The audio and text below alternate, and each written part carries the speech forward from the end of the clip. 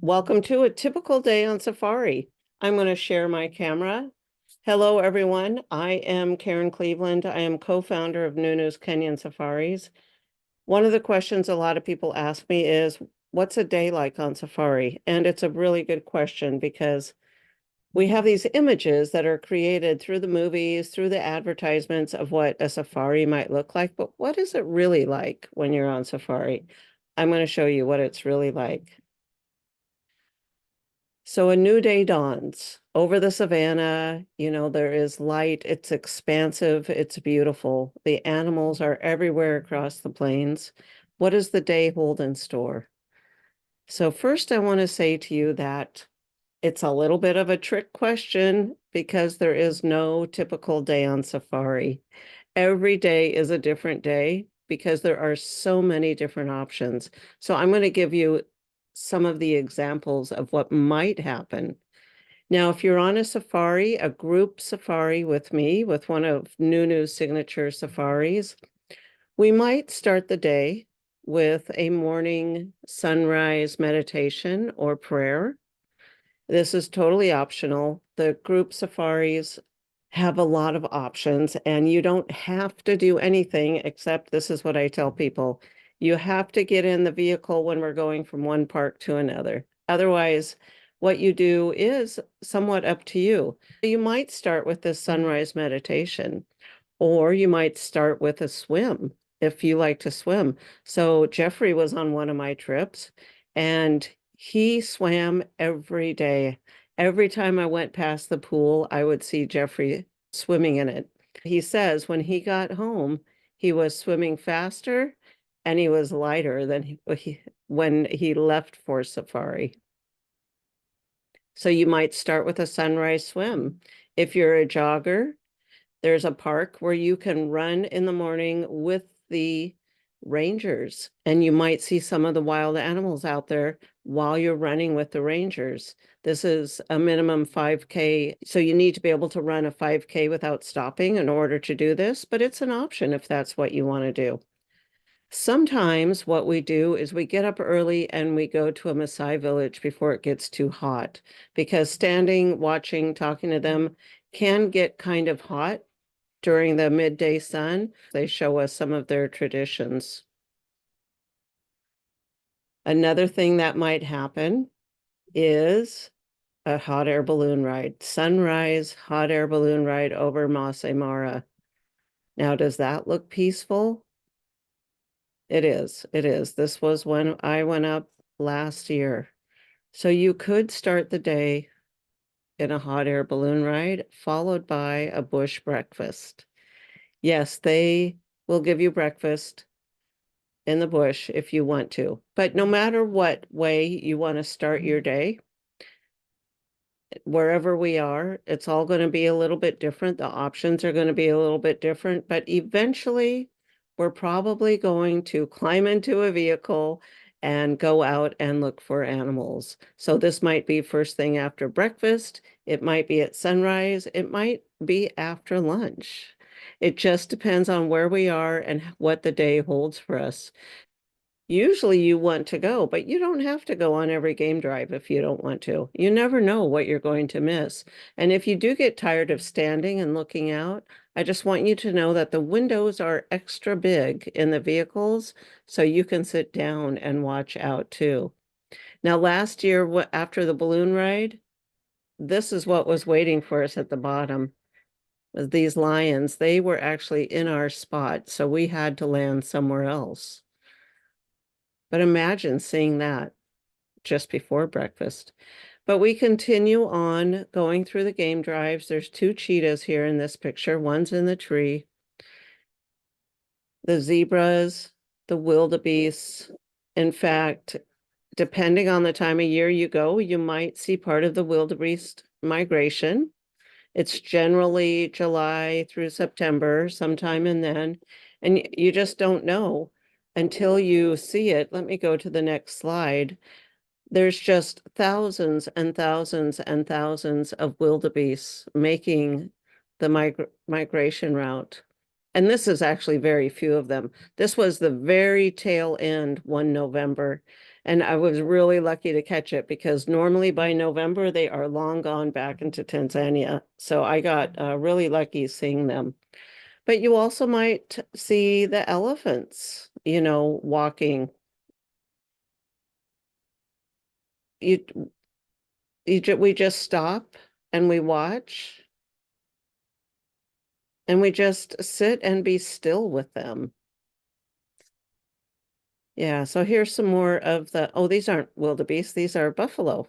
These are the Cape buffalo and zebras. There's all kinds of animals we might see while we're out on a drive, whether it's the morning or afternoon.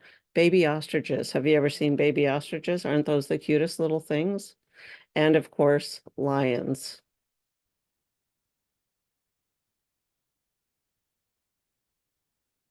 Are there any special animals that you want to see on safari? I think it's important for you to know what you want to see so that you can pick the right kind of safari for you because there's so many kinds of safaris. You want to make sure you get the right one or you at least have the opportunity to see what you want to see because you don't see all animals on all safaris. So you do want to be aware of that. I mean, cute enough to pet, aren't they? Love the lions, of course. I have a short story about a friend that went, Dee. She she loves elephants. Elephants are completely her thing.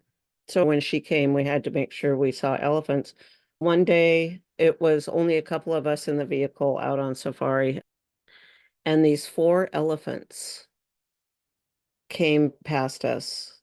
So the driver turned off the car and we just sat there and we were with these four elephants. They were in our space. They were very curious and sensitive to us.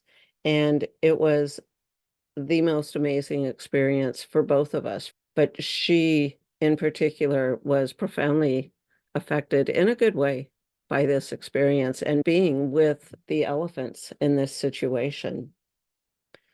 So after a game drive, around noon, 1, 2 o'clock, it's lunchtime, right? So we might go back to a lodge for lunch. You might sit out on a deck, or depending on where we are and what we're doing, we might have a bush lunch. So we might just stop, like this is in Masai Mara. Some days we are gone all day just because the places that we want to go are not reachable within just a couple hours, and we want to get a full experience of all the animals. So like driving to the river, for example, to see the crocodiles and the hippos, we want to make sure we can get there and get back and see all the animals along the way because we don't just drive there and drive back. We stop, we look for animals. You never know what you're going to see. So there's often a break if it's a long day for a drive. There's often a break where we get out. This is in Amboseli. In the upper left, you can see Mount Kilimanjaro. Fun fact, in case you don't know, Mount Kilimanjaro is in Tanzania, but the pictures that you see of it are taken from Kenya. The wildlife, the elephants in front of it or the giraffes in front of it, those are all taken from Amboseli in Kenya. So then after lunch, we might get back and go for a game drive, or we might go for a water game drive to see hippos, to see eagles and other birds, pelicans, flamingos. This particular picture's in Amboseli. There's animals back there behind the flamingos as well. Or we might just hang out at our lodge. And some of the lodging we can view the animals right from where we are. This is one of my favorite places to stay. So those are water bucks and zebras in the picture. Some of them have water holes, which attract the animals. So you can sit there during lunch or after lunch or in the morning, anytime, and just watch the animals.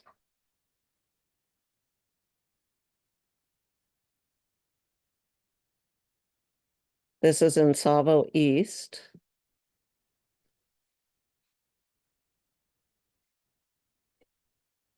This is back at the same place as the zebras and the waterbucks were, where the lodges are not too far from here. These were two giraffes. My understanding is that they are competing. They're teenagers, and this is not a fight exactly, but a way that they show dominance. Look at how small the zebras are. Isn't that incredible how big those giraffes are? This was my very first safari ever.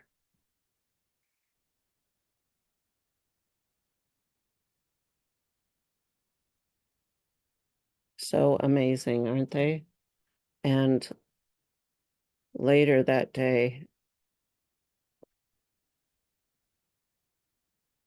I saw a different giraffe. I ran into a different giraffe on a trail. At this particular place, you're supposed to have an escort when you leave your room and go to certain parts of the property. So I found this beauty on a trail and just kind of had to stop until they went wherever they were going. So they are wild animals, so you need to be careful that you don't get hurt by them. Also, here's another place. This is called Old Pagetta. This is another place that you can sit and watch the animals from lunch, from breakfast. There's a water hole there.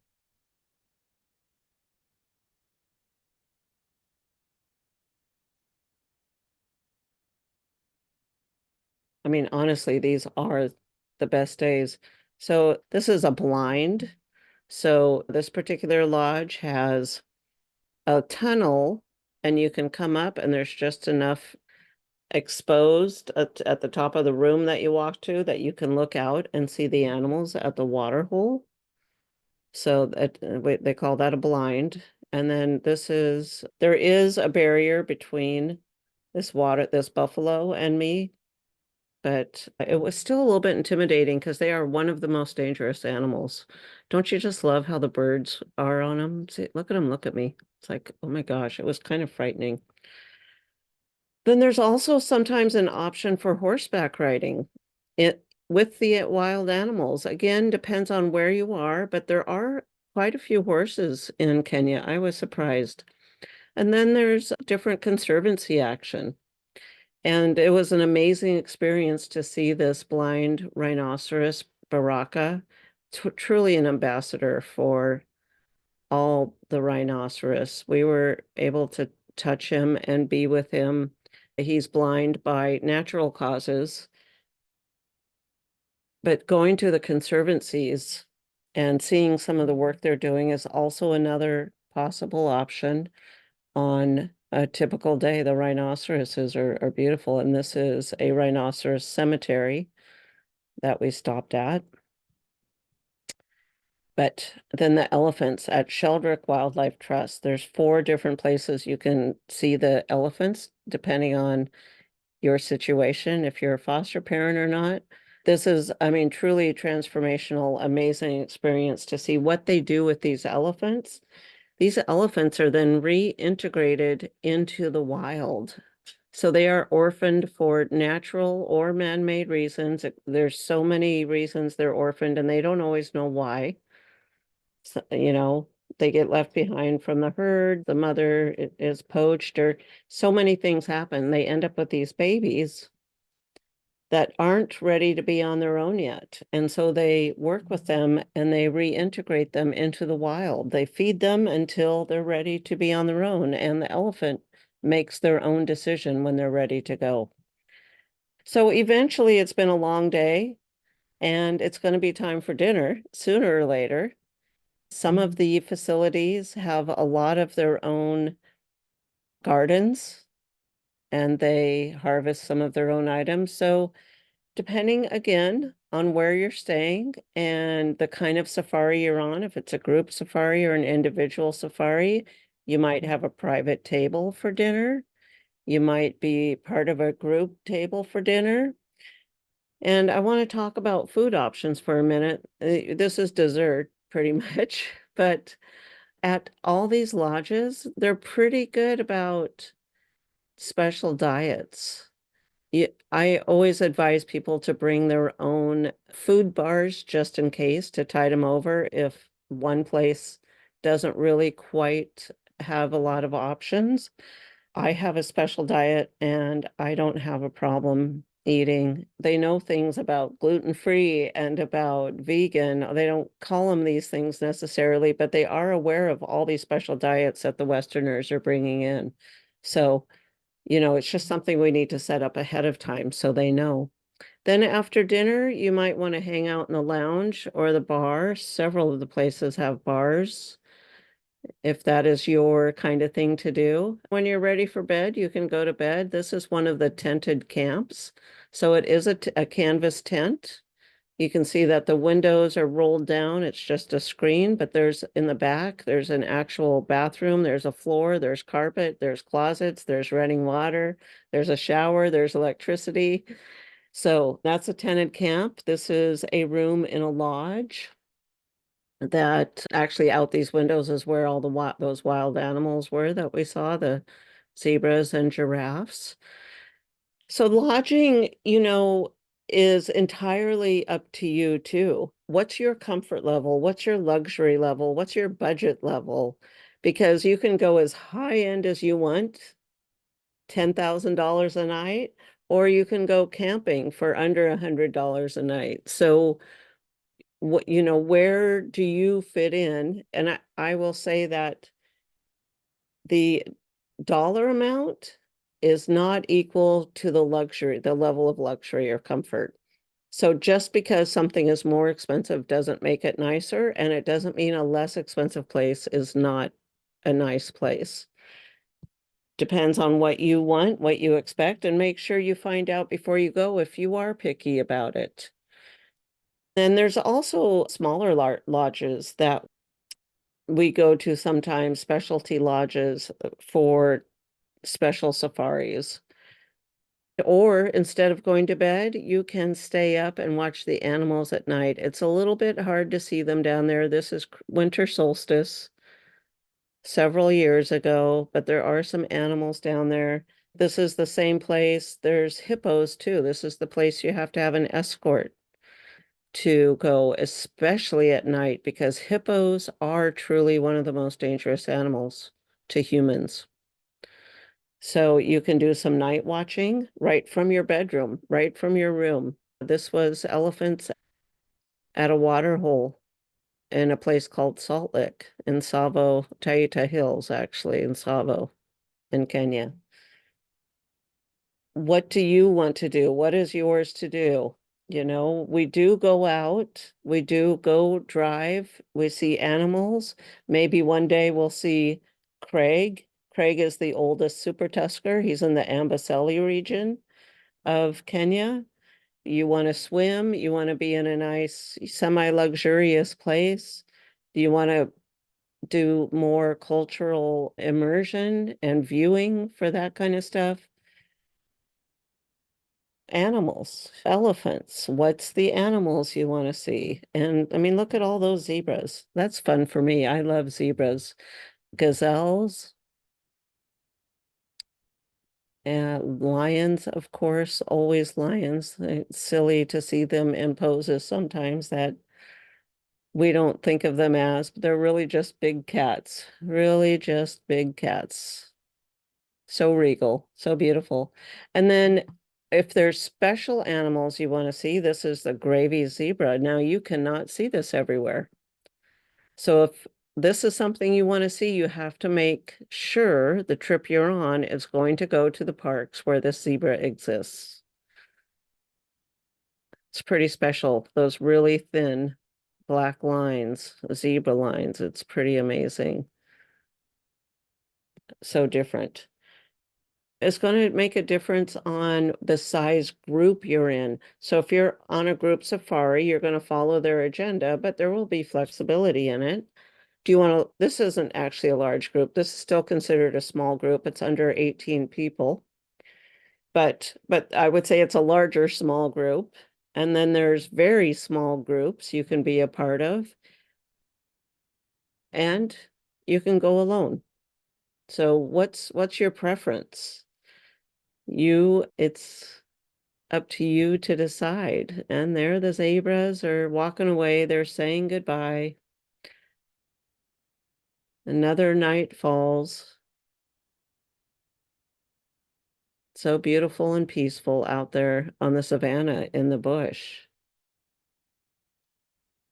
So that's your day. So what's next? You should have received the safari planning guide when you got access to this video. So read through that. It's going to ask you 10 questions that you should answer before you decide what safari is best for you. And I talked about some of them throughout the slides here. But go ahead and answer that. And then also in it, make sure you open it up because also is your timeline to-do list. So what do you need to do right now if you're going in a year? What do you need to do in 6 months, ahead of time? I want to share just one of Nunu's group signature safaris. So this is an example of our land and sea spectacular, Safari Harmony. So this is one of the itineraries we've put together. So this is Amboseli National Park first. You see the giraffes in front of Mount Kilimanjaro. That swimming pool, I believe, is in it's either Sopa or Serena, Amboseli. And then Amboseli, see the elephant in the water? It's a different ecosystem there. They have a lot of like marshy, floody areas, and you can see hippos and elephants in there eating all the time. It's a lot of fun to watch them in there. But then we go to Salt Lick, and here's where there's a water hole right under the restaurant, basically. But from all those rooms, you can see the water hole day or night. Animals come through all the time. So when you're not out on a game drive, you can potentially just be sitting in your room or in the bar, in the lobby, in the restaurant, watching the animals. Then we head to Savo East. And at Salvo East is where it's where the Sheldrick Wildlife Trust is. So you might have a personal experience with the elephants. There's lions. This is where the cheetahs, where I took this picture of the cheetahs. And then after all our game drives, all our safari viewing, then we get to go do the water safari viewing. They have beautiful beaches in Kenya. This is in a place called Watamu. The snorkeling is actually you take a boat out to where the reef is, the coral reef is, and you can go snorkeling. Depending on the time of year, there might be orcas, whales, there might be dolphins. So, and any possibility of the different kind of sea animals plus turtles, baby turtles. So this is an example of a group safari, but we will also carefully curate a private safari for you. A visit to the Giraffe Center or Giraffe Manor. Look at all those animals out there in the middle picture at Salt Lick at the water hole. And then, there's someone with her adopted elephant at Sheldrick Trust. So now, as you begin to piece together what you want to do, if you want to talk about safari with someone and need some advice, book an appointment with me. It's a free 15-minute appointment. I'm going to send you some questions first so we make the best use of our time. And we can talk about what is the best safari, where's the best place for you to go, what's the best situation for you. So you can either book it from this link, and also there's a link in the email, book an appointment, or you can also just hit reply to the email and say, hey, Karen, I want to talk to you. I have questions. I happily answer any questions. So, and why would you trust me? Why go with me? So I've been taking people on safari for several years. I am a certified travel advisor. I first became a travel advisor, then we called them travel agents, way back in 1991. So long time ago, long time ago. Let me just tell you, it took me a really long time before I went on my first safari. And that was because I just didn't know how to do it, who to trust, where to go. I didn't know anything about it. And it's a lot of money, and it's an investment in both time and money. So And to be honest, I thought it was a lot more expensive than it ended up being. Yeah, I was pleasantly surprised at how inexpensive a safari really is if you're not doing top of the level luxury safaris. I really think that everyone needs to get out and see safari, and I believe that everyone deserves it. If this is something on your bucket list, you deserve to do it and you don't have to wait. My next safari, I had someone who had to cancel because she started having heart problems. I mean, she's retired. She's been waiting for this. She's been waiting to go on safari, and now she can't come on safari. So I really encourage you to look at how you can make time because your heart, your soul, your connection with the animals and the land is really important and it will be transformational. I've never had anyone not come back a new individual after being on safari. There's just something about being out there with the wild animals, looking these wild animals in the eye and having them see you and you see them. That's really important. So make an appointment with me. I'd love to talk with you. And I also do some live information seminars, via Zoom.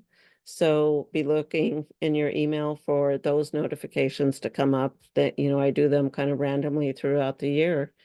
And thank you for watching. I'm really grateful that you signed up for this and watched this. And now that you have an idea about what a safari is like, let me know what other questions you have, and I look forward to talking with you later.